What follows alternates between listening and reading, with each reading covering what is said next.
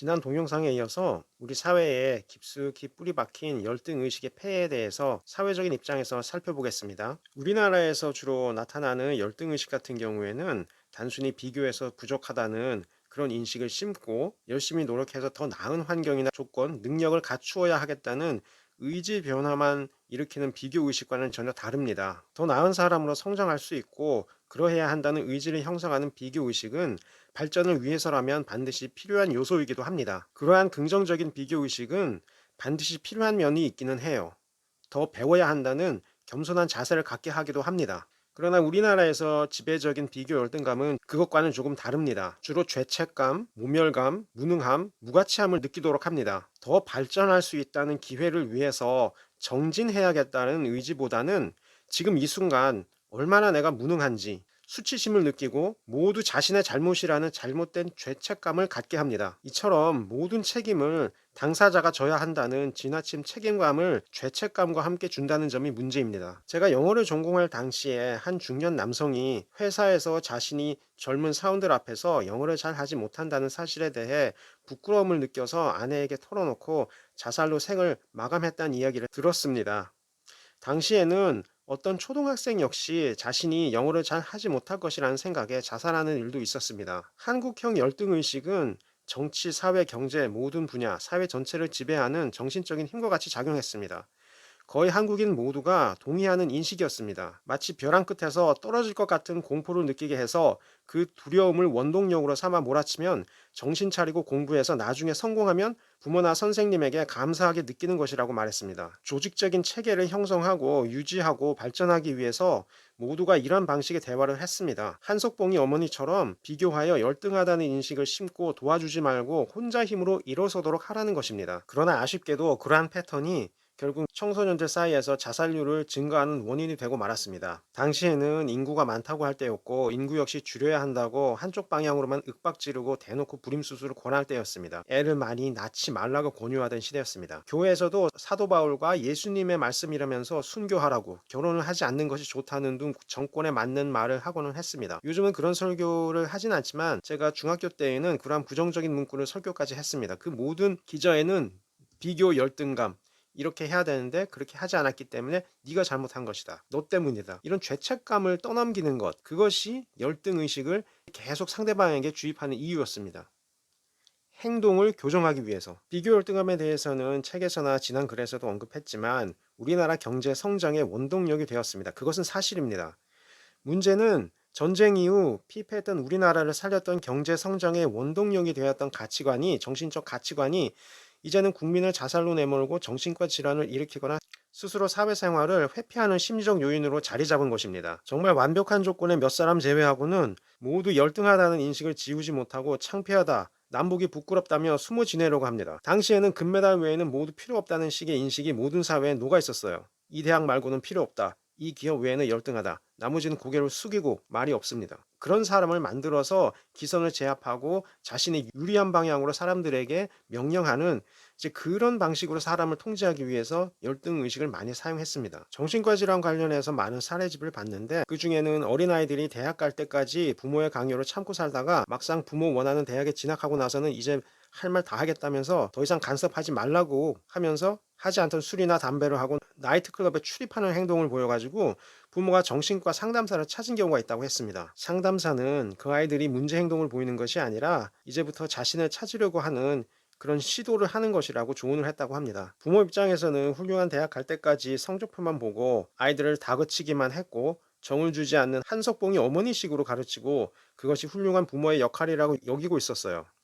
그렇게 하면은 나중에 성공한 아이들이 자신에게 감사할 줄 알았는데 원망하기 시작하니까 놀랐을 겁니다. 사회가 가르친 대로 결과가 나오지 않았어요. 설사 좋은 대학 합격해도 결과는 마찬가지입니다. 남들보다 우월한 대학에 들어갔다 하더라도 막상 더 우월한 외국 대학 유학파들 앞에서 자신은 한없이 열등한 학생이라는 생각에 문을 닫아 걸고 정신과를 찾게 되는 경우가 있었다고 합니다.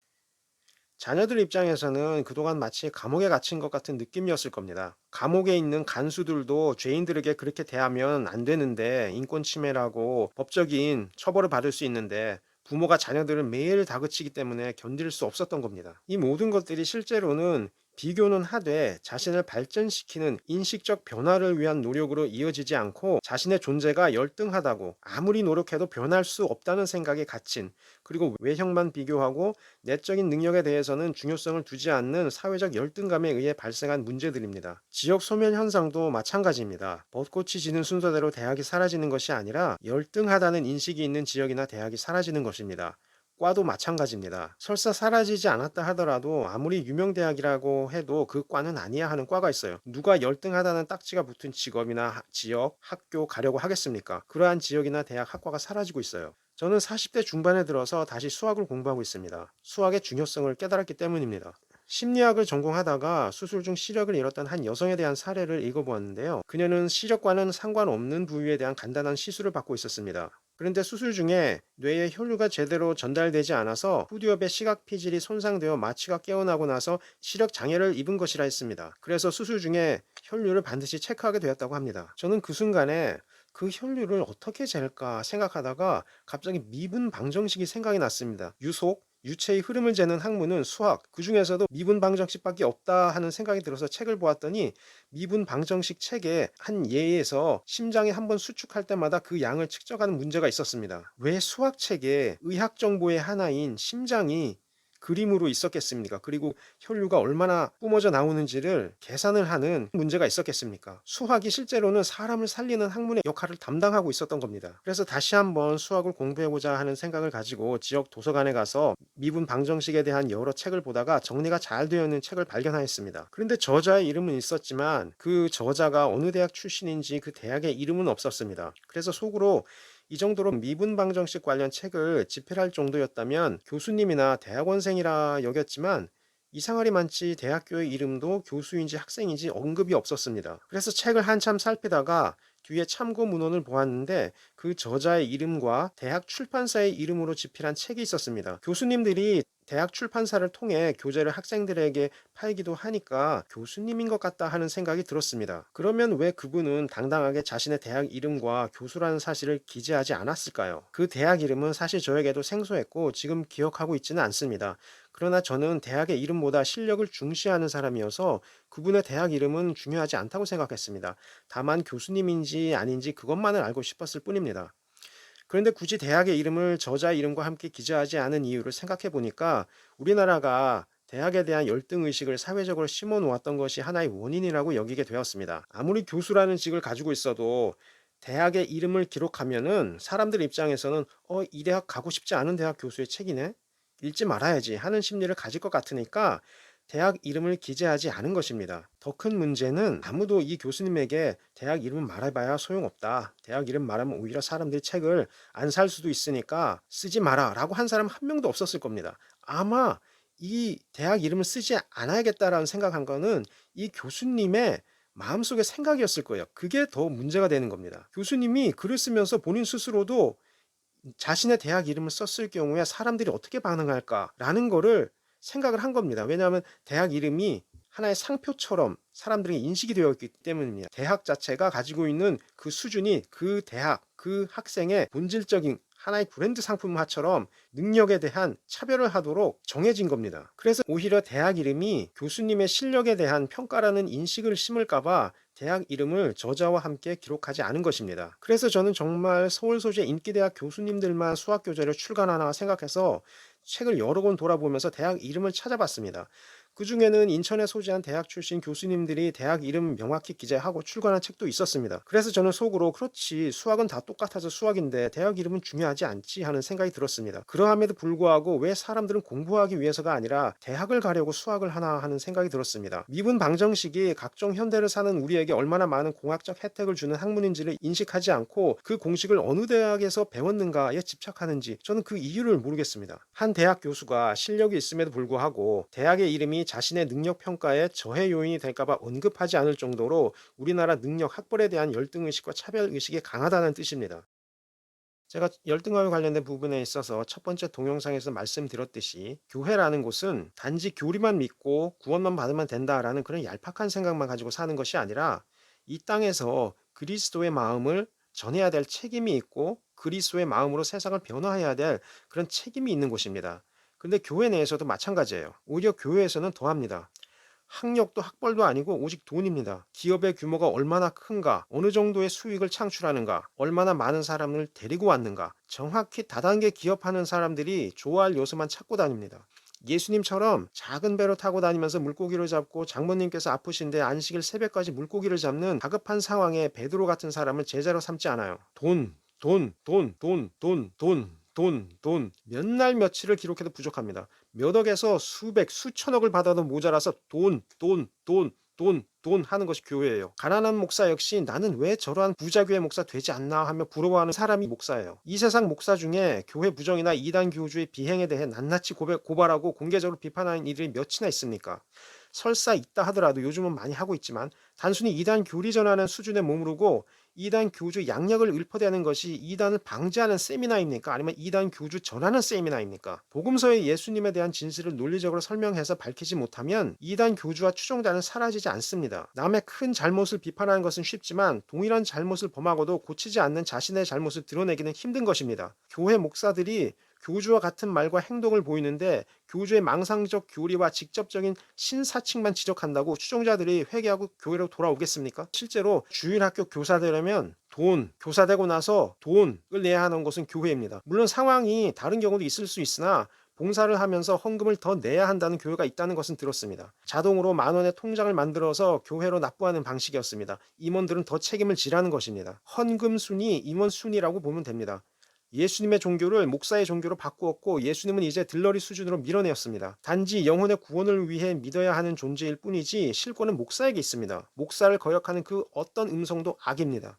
목사 자신의 정서와 생각의 흐름을 성령이라고 하고 그 감흥을 따라 설교를 합니다. 그 돈으로 우열을 가리는 유일한 종교기관이 교회입니다.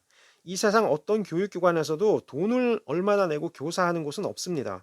지금 문제는 이단 교주가 대범하게 신, 메시아, 성령 사칭하며 기독교를 더럽히고 있는데 세계 강대국 정치 지도자가 창피한 것도 모르고 축전이란답시고 보내고 있는데 스스로 메시아 야훼, 즉 야훼로부터 직접 계시를 듣고 매 안식일마다 설교를 한다는 그런 개신교 목사들 중에 그러한 이단 교주의 비행이나 정치 지도자들에 대한 비판 일절하지 않습니다. 그런데 그 음성, 목사들이 듣는다는 음성이 성도들을 향하여는 원수가 졌는지 저주를 쏟아내면서 천국에도 없는 돈을 달라고 합니다. 돈 더 가져오라고 성령께서 말씀하신다는 겁니다. 이집트의 역사를 보면은 이집트의 역사 중에서 우상 숭배를 할 때 하고 기독교를 믿었던 때 하고 그리고 이슬람을 믿었던 때 하고 어느 것이 가장 길었겠습니까? 시기적으로 우상 숭배를 가장 오래 했겠죠. 그리고 기독교로 잠시 전환되었다가 지금은 이슬람교를 믿는 시대가 더 길겠죠. 그만큼 예수님의 교리와 관련된 부분에서는 믿기가 힘들기 때문에 단지 믿는 사람이 있다고 사회적으로 사람들이 믿는다고 방심해버리고 끊임없이 그 믿음에 도전하는 그런 생각을 설득하도록 해야지 그 과정 없이 정치적 경제적 세력하고 결탁해버리고 이기적인 마음을 품게 되면은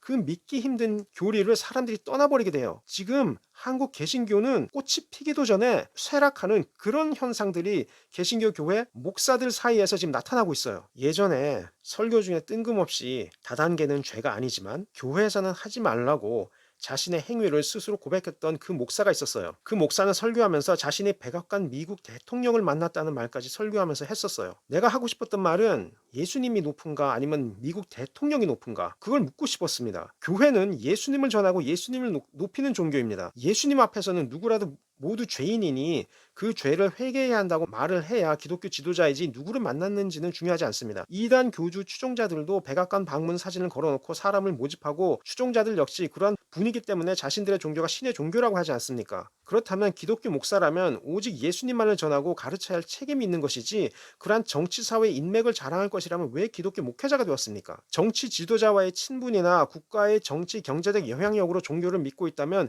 그 종교적 세력이 사회적으로 약화될 때 교리도 버릴 것입니까? 기독교는 사회적 지위로 보자면 목수와 어부에 의해 시작된 종교입니다. 그러나 그 목수가 성육신 하신 하나님의 아들이고 그 어부가 그리스도의 부활을 목격했고 그 능력을 이어받아서 그리스도를 전하는 사도가 되었다고 전하는 종교입니다. 사회적으로 보자면 낮은 계급에 속한 사람들의 종교입니다. 그 종교를 세상적인 정치, 사회, 경제, 영향력을 등에 업고 새를 키울 때 부패가 시작되는 겁니다. 물론 단지 사회적 계급이 낮았다고 그것이 옳은 것이 절대로 아닙니다. 예수님의 말씀과 베드로의 가르침, 바울의 가르침은 모두 기득권자들에 대한 비판이 주를 이룹니다. 모세의 율법에 그리고 공의의 가치, 합당한 가치를 전하셨고 미래를 예언하셨고 자신의 미래에 대해서도 부정적이지만 십자가의 고난을 예언하셨어요. 모든 것이 맞았고 주변인들의 심리 변화에 따라 이루어질 자신의 고난을 예언하셨기 때문에 단순히 어떻게 죽는다는 통계적인 경향성을 예언하신 것과 다릅니다. 그 말씀을 회상하여 기억했던 제자들의 묘사 속에서도 제자들 자신은 상황을 모두 인식하지 못하고 눈으로 보고 기억한 상황만 짧게 묘사했을 뿐입니다. 그것이 회상 기억 속의 자신의 모습 그리고 회상하는 제자들 사이에 심리적 거리를 두는 요소로 자리 잡고 있습니다. 다른 신화에는 그러한 거리감이 느껴지지 않습니다. 그러니 단순히 낮은 계급의 사람이었다고 믿자는 뜻이 아니라 공의의 비판과 미래에 대한 예수님의 예언이 있으니 믿어야 하지만 기독교의 초창기는 권력과 연합해서 세를 확장하고 지도자들이 돈을 자기 집에 채우는 행태를 보여서는 안 되는 종교이기 때문에 언급하는 것입니다. 왜 베드로를 죽이려고 했던 헤롯을 치셨던 하나님의 능력이 한국 사회에서는 나타나지 않고 지연되고 있는가? 스스로 베드로, 바울, 모세 하면서 사칭하는 목사 중에 정말 하나님의 사랑을 받아 누군가가 저주하면 하나님께서 그 사람은 저주를 내리는 목사가 있습니까? 나는 그 점이 의문스럽습니다. 오히려 나는 목사들의 행태를 비판하는 글을 적었는데 최근 들어 이단 교주들의 만행을 지적하는 보도를 통해 이단 교주 역시 개신교 목사들이 하는 방식대로 추종자들을 억압한다는 사실을 알았습니다. 예수님께서 당시 지도자들을 향해서 비판하셨던 돈 욕심, 그 돈 욕심을 신도들 추종자들에게 떠넘겨서 그 신도들로부터 돈을 사게 하고 있었습니다. 지금은 개신교 교회 목사들부터 회개할 때입니다. 다시는 이단 교주처럼 예수님 말씀이라면서 감당하지도 못할 재산을 모두 헌납하라는 그런 설교하지 않겠다고, 그리고 만약 그 말을 듣고 성도 입장에서 헌금을 해서 생활비가 없다면 목사인 자신이 생활비를 대겠다니 약속을 하라는 겁니다. 목회자들은 이단 교주가 두렵습니까? 아니면 돈과 재력의 열등 의식을 느낍니까? 그래서 비판의 말을 하지 않는 것입니까? 나는 그 이단 교주들의 말이 현저하게 기독교 교리를 저해하고 더럽혔기 때문에 교리는 물론이고 교주의 이름, 단체 이름을 언급하지 않습니다. 그들의 비행을 지적하려면 제가 신성 모독적인 언사를 해야 하기 때문에 없어지기만을 바랄 뿐이지 언급하지 않는 것입니다. 그리고 설사 그 사람들이 사라진다 하더라도 다른 사람들이 또다시 유사한 행태로 이단교를 이끌 수 있는 위험한 상황이라는 것을 인식하는 것이 중요하다고 생각합니다. 예수님에 대한 신뢰를 높이는 것이 이단교를 비판하는 것보다 더 중요하기 때문에 그러하지만 목사들은 스스로 자신을 버려 희생하겠다고 사회적으로 다짐을 하고 시작하는 부류의 사람들이 아닙니까? 모세가 그러했습니다. 왜 그렇다면 그들은 성도들을 외국에서 순교하라는 강요만큼도 한국에서 일어나고 있는 더 심각한 종교적 이단 교리에 대해 지적하지 않습니까? 왜 도망갑니까? 본인들의 열등의식 극복 못했고 그 열등의식 신도에게 심으면서 자신은 국내 지도자나 세계 초강대국 지도자 만나는 목사인 것처럼 유세하니 기가 찬 것입니다. 그러한 사람들이 당시 초강대국 로마 제국의 총독 빌라도의 머리를 붙들고 예수님을 죽이라고 했던 대제사장을 비판할 수 있었겠습니까? 그들이 정말 염려했던 것은 예수님 때문에 로마군이 자신들의 자리를 빼앗을 것이라는 염려였습니다. 한국 목사들은 무엇을 염려합니까? 정치인들은 정치인대로 머리가 있어요. 돈과 지지 세력, 이것이 그들이 원하는 것이라서 때로는 종교 교리를 지지하지 않아도 만나자고 하면 만나야 되는 껄끄러운 순간이 있어요. 그러한 정치 지도자 누구를 만났다면서 설교 시간에 자랑하는 목사는 기독교인이 아닙니다. 목사인 자신의 사회적 지위, 위치가 높아진다고 여긴다면 목회보다 정치를 하라고 하고 싶습니다. 정치 지도자 이단 교주 비판하면 위해를 받고 성도 비판하면 울면서 헌금 바치니까 마치 골목대장이 자기보다 어린아이들, 몸집이 작은 아이를 협박해서 돈을 뜯듯이 성도만을 질타합니다. 그 열등의식에 관련된 부분에 있어서 여기서 마무리를 하려고 하는데 아마 나중에 또다시 한번 열등의식에 관련된 부분에 대해서 말을 하게 될지도 모르지만 제가 왜 이 열등의식에 관련된 부분에 있어서 다양하게 살펴보고자 하고 교회를 비판했냐 하면은 이 사회적인 열등감 자체가 결과적으로는 사람들의 행동을 제약할 뿐만 아니라 잘못된 죄책감으로 자신의 진정한 가치를 깨닫지도 못할 뿐만 아니라 자신이 하고자 하는 일, 해야 했어야 했던 일, 이런 것들을 다 버려버리고 다른 사람의 마치 종로를 타듯이 다른 사람의 필요에 따라서만 내가 존재한다라는 그런 인식을 심을 수 있는 그런 가능성이 있기 때문에 실제로 상대방에게 열등의식을 주는 사람은 그 열등의식을 극복하기 위해서 특정 행동을 하라고 하는데 그것이 다 노예들이나 해야 될 일, 힘든 일 떠넘기는 그런 방식으로 가르치려고 하는 입장이 있기 때문에 사회 전체가 이러하다. 네가 이렇게 희생만 하면 잘 되는데 그렇지 않아서 문제가 생기거나 네 잘못이다. 해외 선교도 그런 식으로 했거든요. 외국에 있는 그리스도를 믿지 않는 사람들이 그대로 죽어서 심판받으면 개신교 성도들 너희들 잘못이다. 이렇게 얘기를 했거든요. 그런 틀에서 얘기를 하면서 너는 이기적인 사람이다. 외국에서 그리스도를 믿지 않고 죽어가는 사람은 이러이러한데 너는 이 땅에서 돈을 벌고 있지 않냐. 이런 죄책감을 주어서 모든 책임감을 다 떠넘깁니다. 그리고 목사 자신은 모세다윗 바울이라고 하면서 자신이 했던 말에 대한 책임을 지지 않고 이게 하나의 정치, 경제, 사회 이 모든 면에 녹아 있어서 대학이면 대학, 선교면 선교, 뭐 돈을 벌어 오라면 돈을 벌어 오는 것 이 모든 것들 안에서 계속적으로 능력에 대한 비교 열등감을 주어서 책임을 떠넘기는 이제 이런 방식으로 하기 때문에 그게 문제가 되는 겁니다. 이런 문제에 대해서는 본인 스스로도 인식하고 변해야 하고 아직 제가 7, 80년대 태어나서 지금 성인으로 살고 있는 사람들 이러한 내재되어 있는 열등의식 나는 이러이러하기 때문에 이러이러하다라는 어떤 그런 열등의식이 오랫동안 남아있는 것이 문제예요. 그런 것들을 스스로 극복하고 자신의 삶에서 진정한 자기의 가치 그리고 자신의 삶의 목적과 의미를 찾는 것 이것이 상당히 중요하다고 생각합니다.